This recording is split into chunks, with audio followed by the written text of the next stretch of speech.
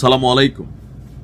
এমন সুসংবাদ বা এতটা সুদিন সম্ভবত জামাত ইসলামের জন্য আর কখনো আসেনি।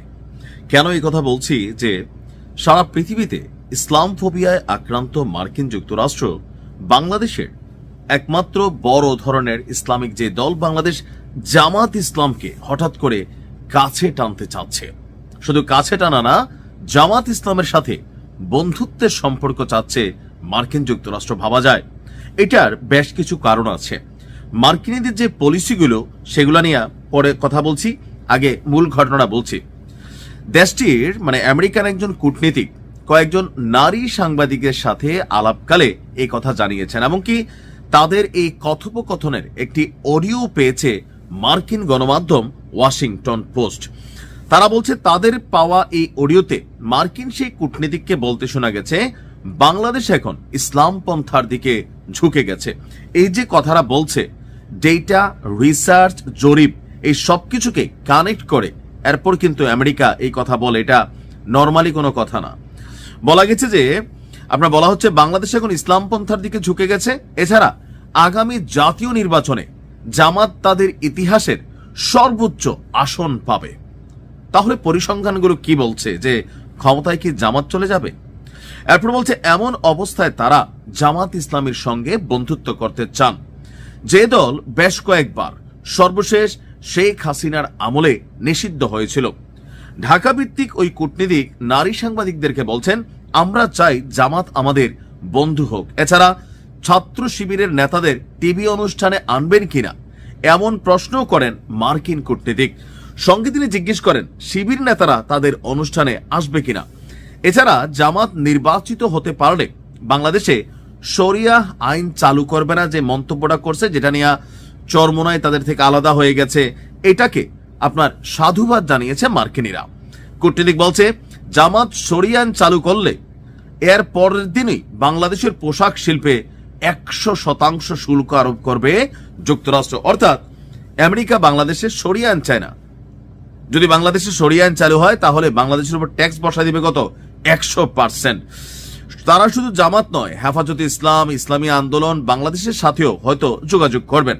আমরা চাই তারা আমাদের বন্ধু হোক, কারণ আমরা চাই আমাদের কাছে এমন সুযোগ থাকবে আমরা ফোন দিয়ে বলবো আমরা কিন্তু যা বলেছি সেভাবে ব্যবস্থা নিব।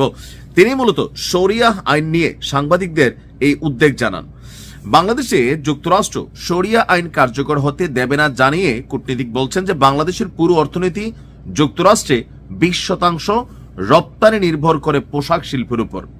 যদি বাংলাদেশে নারীদের বলে 5 ঘন্টার বেশি কাজ করতে পারবেন না, তাদের বের করে দেয় এবং শরিয়া আইন চালু করে, তাহলে যুক্তরাষ্ট্র বাংলাদেশ থেকে আর কোনো পোশাকের অর্ডার নিবে না।